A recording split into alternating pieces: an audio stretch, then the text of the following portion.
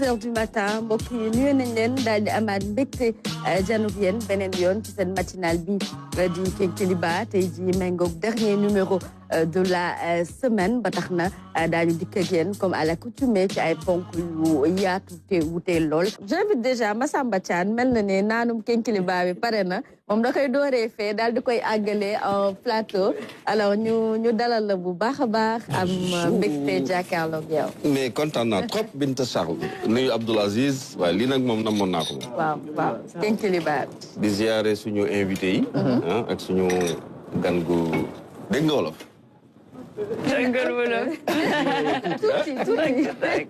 tuuti rek. Voilà. Excellent. tey c'est le premier vendredi du mois du Gamou. C'est vrai. donc di ñaanal ñëpp jàmm ak salaam. amiin. ñu dëgmal bés bu am solo. donc ku ne xam na ni Mawludu Nabi moom Sénégal dafa doon loo xam dafay yëngal réew mi dafay yëngal dëkk bi. je pense que ñu delluwaat ci yàlla julliwaat ci yonent bi sallallahu alayhi wa sallam. gërëmaat mag ñu baax ñi. voilà c'est Haj Malick ak yoon wi. bon boo demee aussi Kaolack gaañaa nga fa. nga dem Ndiassane dem Thiénaba. Voilà, on a un pays qui va vibrer vraiment cette semaine au rythme du Gamou. Donc qui célèbre la naissance du prophète sallallahu alayhi wa sallam. Parfait. Donc jërëjëf di gërëm suñu techniciens yi. D'ailleurs sax ci loolu la ñuy waxtaane parce que Tivaouane lañ demoon. ku ne xam na ni ku tudd Tivaouane wax la cité du savoir. Donc li nga xam ne mooy daara yi fa nekk donc voilà comme on dit, l'enseignement religieux à Tivaouane. Donc, le gouvernement du Sénégal, globalement, a mobilisé plus de 7 milliards de francs CFA pour accompagner l'enseignement religieux. Donc, nous avons signé contrat. Donc, au moment où nous parlons, dans les 49 départements du Sénégal, les gens sont en train de signer des contrats parce que le président a décidé d'accompagner ces daara. Donc, moderniser les. Vraiment, tay dinañ ci delu ci gën ko yaatal li nga xamné mom moy objectif yi li nga xamné ñom borom daara yi loolu lañu gis ak it leneen li nga xamné mom lañu fa taataani.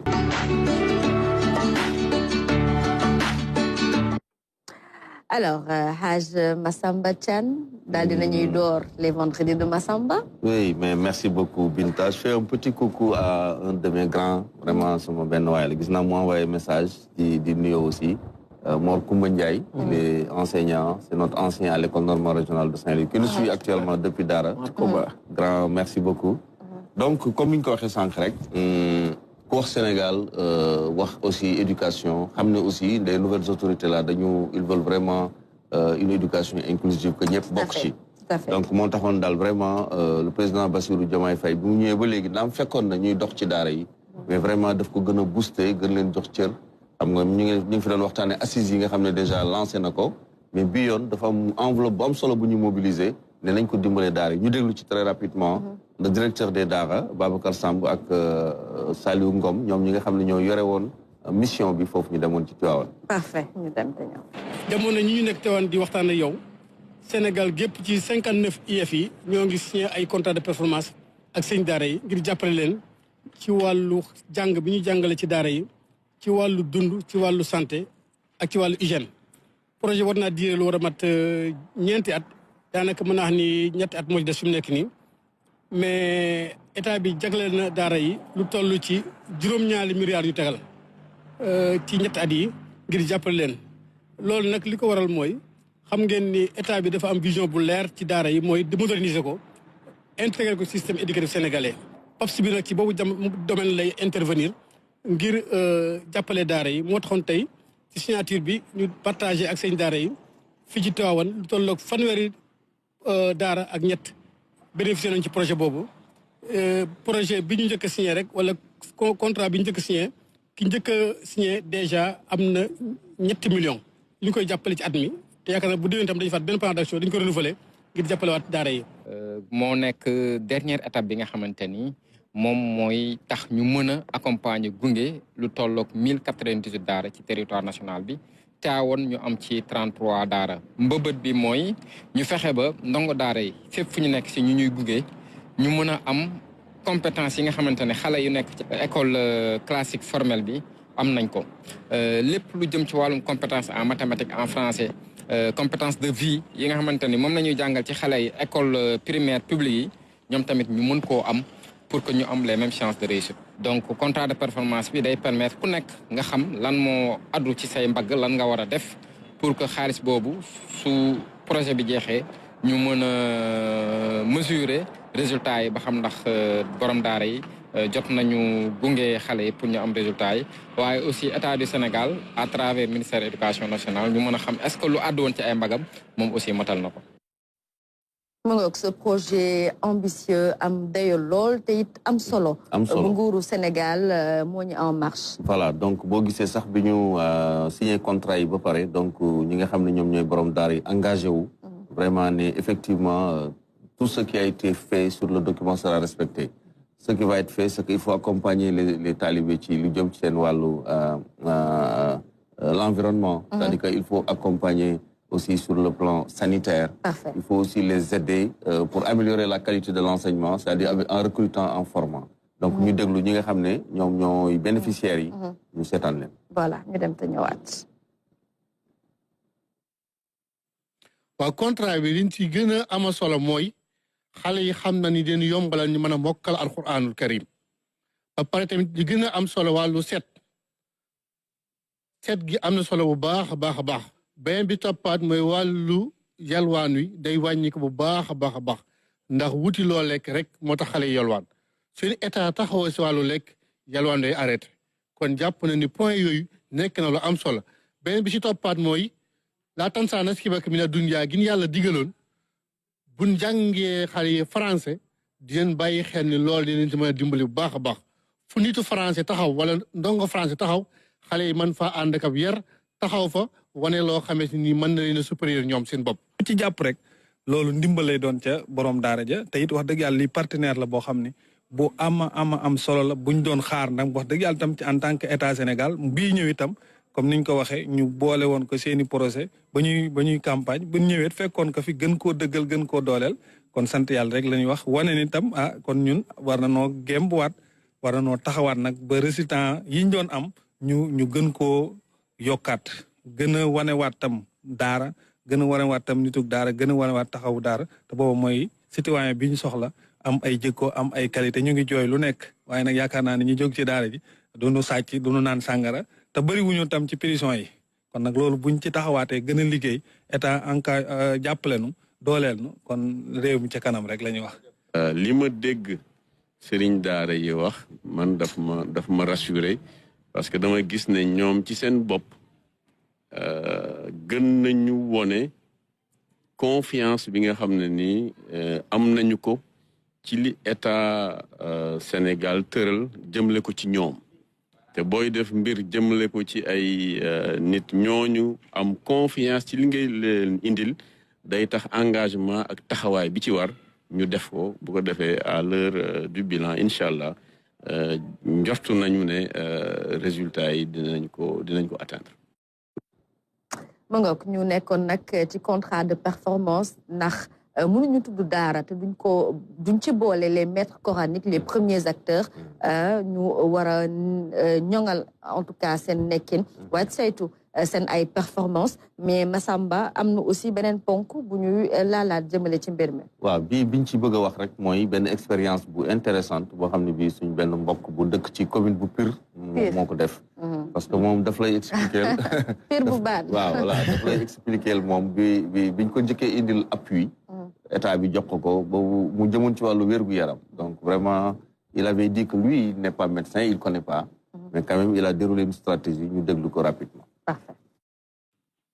dañu noo joxoon ay xaalis man nag bi ñu nee nañ ko def ci wàllu faj te man xawma nu ñuy fajee dama woo inspecteur Diagne ne ko man kat dama bëggan jël nangam ci xaalis yóbbu ko ci poste de santé bi ka fa nekk ma versé ko loolu mu defal ma décharge su ko defee ñu bindal ma ci sama carnet daara Tafsir Moussa xale bu ci feebar bu ñëwee ci hôpital bi nekk dispensaire bi nekk biir su ñëwee day tàllal carnet bi rek ñu faj ko jox koy garab defal ko lépp su fekkee ni dañ koo bindal ordonnance ma daal di yëkkati beneen somme xaalis yóbbu ko ca pharmacien ba ñu defal ma décharge ma daal di fay xale bi moom lu ko dal rek dañ koy indi dispensaire bu waree faju su fekkee nit ñi am bindal nañ ko ordonnance mu delluwaat ca pharmacien ba jël ab carnet ñu bindal ko ay garabam jox koy garab mu faju loolu macha allah ba ma ko dalee def ba léegi aw ma jafe-jafe wax dëgg yàlla ba fii mën naa la ni ba ma ko dalee def daaw jéeg ba léegi ren la carnet bay doog a jeex ndax bu fekkee da ngaa nekk sëriñ daara itam te yow mënoo saytu fajum xale yi damay jàpp ni su fekkee def nga noonu moo gën a fajkat yi ñoom ñoo gën a mën a faj. Voilà, nous étions à l'instant donc foofee ca Pire ca diwaanu Ndifif très exactement foofee également taxaw nañu door mbir yi en tout cas acteurs yi taxaw nañu. waaw dernier élément bi moom li ñu ci gënoon bëgg rek mooy partager ko ak borom daara yi parce que tamit ku ne xam na ni xale yi nga xam ne ñoo nekk ci daara yi dañuy am jafe-jafe pour seen wér-gu-yaram. dëgg la parfois da ngay dox ci mbedd yi nga gis ku tëdd feebar wala nga gis koo xam ne kii gaañu na mënuñu ko faj mu yore benn góob mu koy sonal tamit bon ñi nga xam ne dañuy dóor ba gaañ et cetera. donc moom vraiment li mu def mooy dem directement waxtaan ak ñi nga xam ne ñoo yore poste de santé bi ñu jël xaalis déposé dem ci pharmacie bi déposé donc kooku dara dootu ko bett. lu mënti am rek dafay ñëw en fait c'est un peu ce que nous avons aujourd'hui avec la CMU, avec les carnets que nous avons en tant que fonctionnaires, etc. Je pense que c'est des initiatives on peut les partager. Bien évidemment. Solo. Donc, bu ñu dellu si waatee nag ci li nga xam ne mooy vraiment mébét mi wax naa la ko lu mot 7 milliards de francs CFA donc le gouvernement bi mobilisé. mais xale yi nga xam ne vraiment c'est des jeunes talibés ñoom tamit ils ont droit à une éducation de qualité. C'est des Sénégalais comme tout le monde. Il faut qu'on les embarque dans le système éducatif. Et cette modernisation va passer par l'amélioration de l'environnement scolaire. Donc, fini djangé, ñu gën ko ñongal, leur prise en charge sanitaire avec la protection, mais également l'amélioration des conditions pour que ñu am ay résultats yu baax. Parce que xalé yi li ñu bëgg ci ñoom mooy ñu jàngal Alxuraan, mais à côté, il faut que ñu jàngaleen aussi le programme français. C'est ça, de sorte que ñoom bu ñuy génn dinañu am tous les bagages. De l'avantage comme wax nañ ko toujours ici, quand l'enfant est dans le dara, au lieu presque de faire 6 ans, il va faire presque 3 ans, 4 ans pour avoir l'entrée en 6e et pourra réintégrer le système classique. Et je pense que pour les toits, comme on a l'habitude de le dire, dans les dara, une éducation complète. Donc vraiment, l'ol dal. Ensuite, nous parlons aussi de le calife général, Serigne Baye Mansour, bon collègue. doomam bi ñuy wax sëñ Moustapha Sy Baye Mansour moo dalal mais moom li mu gën a attirer attention mooy kan moo yore daara ak kan moo yoru daara kan mooy borom daara ak kan moo dul borom daara moom li mu lay wax ko voilà moom mënuñu comprendre ñoom xale boo xam ne bii à 6 heures du matin il va aller à la mendicité à 9 heures il va passer toute la journée à jouer au football et que impérativement avant de rentrer on l'impose pour que donc vraiment il a lancé cet appel que nous sommes vigilants qu'on puisse surveiller ces gens vraiment qui exploitent les enfants et qui ne sont pas véritablement des maîtres coraniques. Merci. Alors on va faire un tour de table. Abdoulaziz Ban, sujet bu Massamba bi. waaw mu nekk sujet bu am solo. sànq mi yaa ngi wax Ndifif Pire fu ko réew dafa bëri ay daara. li ko waral mooy daara xaal Sëriñ Pire Xaale Mat Fall boo xam 1603. lañ ko implanté foofu ci Pire tey jii yëpp nag ay dëkk la yoo xam ni foofu lañ tibbee pour nag ba amal li nga xam ne mooy daara mu nekk am leen bu am solo ndax boo gisee exemple bi ñuy joxe Ndifif moom dafa dem signé ay convention de partenariat moom sëriñ daara bi ak dispensaire bi hôpital bi ak maternité bi ba ci li nga xam ne moo di pharmacie yi pour permettre tey xale yi bu ñu feebaree dañuy dem carnet bi rek yóbbu ñu faj leen nga xam ne dañuy sosoon te duñu joxe xaalis am naa daal initiative yu baax la yu am solo yu ñu war a gën a wéyal ci dëkk bi pour permettre xale yi ñuy jàng seen xel rek di nekk ci jàng waaye dootuñu génn di yalwaa ni jéem a yenn heures yi ñu war a ñëwaat ba pare ñu leen di laaj li nga xam ne mooy te ku ne yàlla dénk la dara nga mën koo def ci sa gox parce que fu ne am na ay problème yi ni mel Sénégal dina mën a avancer bu baax a baax ci wàllu woowee alors monsieur Gomis de manière générale tey jii modernisation des daara waaye ay action citoyenne yu ñuy faral di gis waaw maa ngi rafetlu surtout politique bu état bi parce que en fait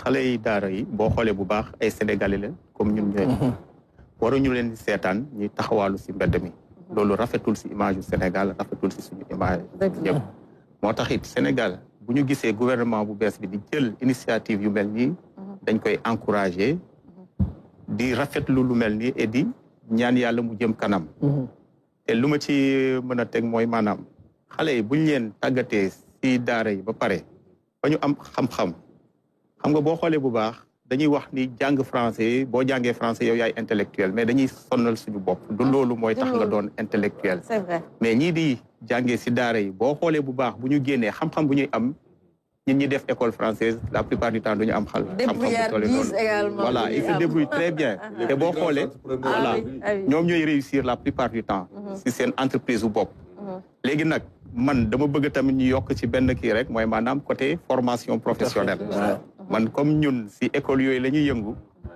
donc daara yi mun nañ leen di andi si côté formation professionnelle ñu am métier am seen diplôme mën a dem wuti liggéey.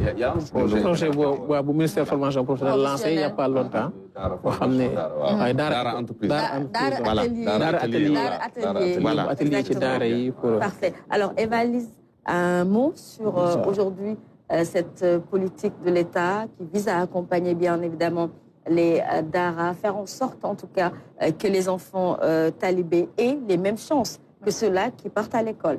Je pense que l'éducation, c'est juste, franchement, même peut-être l'essence de la vie, je dirais. Sans l'éducation, en fait, on peut pas, on doit être guidé, je pense. Et puis, on est qui nous sommes aujourd'hui grâce à ça. Et puis, si on nous donne pas cette opportunité, on peut pas avoir les mêmes opportunités. Il faudrait qu'on soit tous, on est tous égaux, et donc on devrait avoir les mêmes opportunités. Parfait. C'est des sujets assez intéressants. Vous pouvez rapidement, peut-être pendant votre séjour, vous intéresser un peu à ça, voir ces couches défavorisées, vulnérables. C'est ça. Peut-être que ça va vous donner de l'inspiration. De l'inspiration, hein. Alors Massamba, justement, on va clore ce chapitre. Voilà. Mais content trop Binta vraiment di ñaan rek gàmm gi ñu jëm parce que xam naa bala ñu fi ñëwaat dañuy dem Tivaouane ba ñëwaat. dem Jolof voilà dem Jolof waaw suñu convention citoyenne vraiment mais on a eu beaucoup de messages beaucoup de retours qui ont félicité Kénkéliba xam naa on va le partager féliciter le directeur général aussi yéen ñi nga xam ne équipe bi leen dalaloon parce que je pense que c'est important comme il l'a dit hier hein. Il faut des moments où la mobilisation citoyenne. Parce que ñëpp mënuñu xaar. Je vois que dans son programme déjà, ce qui s'est passé à Tchornokh, donc des gens défavorisés, inondations, tout est parti. Et voilà, simultanément, les gens ont cotisé, comme on dit rapidement, pour venir en aide. Je pense que le Jolof, comme Koukoua, tu penses à l'élevage, tu penses à l'agriculture. J'ai entendu parler de l'eau. Donc ça, c'est vraiment le plaidoyer qu'il faut faire. Il faut qu'on ait beaucoup d'eau au Jolof parce que nous, on dañu bëgg dellu dem bay waat. Merci beaucoup, Haj Massamba. On arrive le week-end.